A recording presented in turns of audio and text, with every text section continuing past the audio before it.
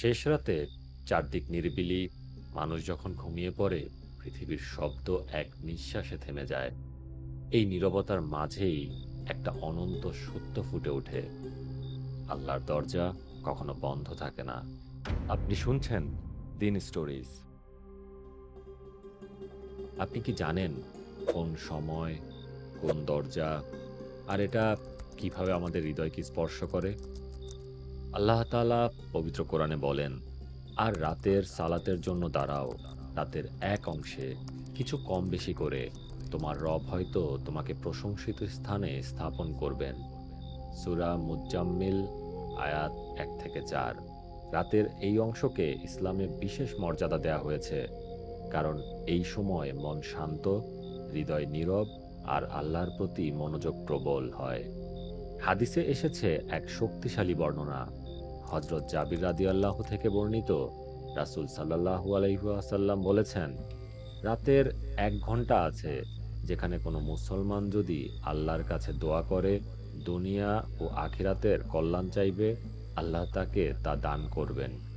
সহিহ মুসলিম, হাদিস ৭৫৭। এই ঘন্টার সময়টা সাধারণত রাতের শেষ তৃতীয়াংশ। পৃথিবী যখন গভীর ঘুমে, কিন্তু কিছু বান্দা আল্লাহর দিকে হাত তুলে দোয়া করছে। এটা শুধু একটা সময় নয়, এটা আল্লাহর রহমতের দরজা, যেখানে বান্দার আর্তনাদ প্রতিবিধান পায়।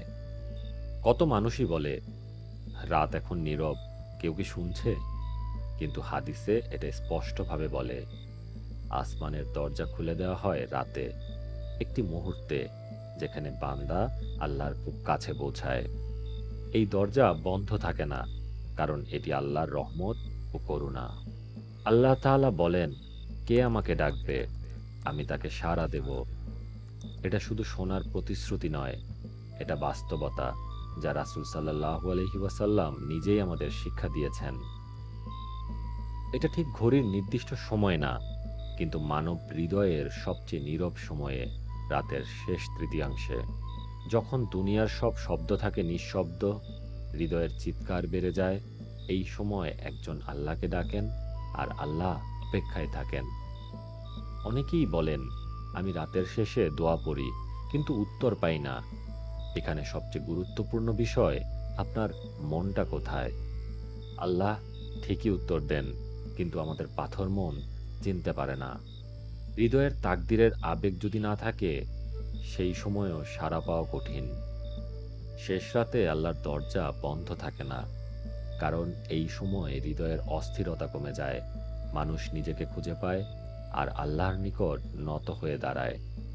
সেখানে আর কোনো গুনাহ, কোনো বাহ্যিক ব্যস্ততা, শব্দ বা অশান্তি থাকে না। শুধু আল্লাহ এবং বান্দা, এবং একটা খোলা দরজা, যেখানে রহমত অপেক্ষা করে।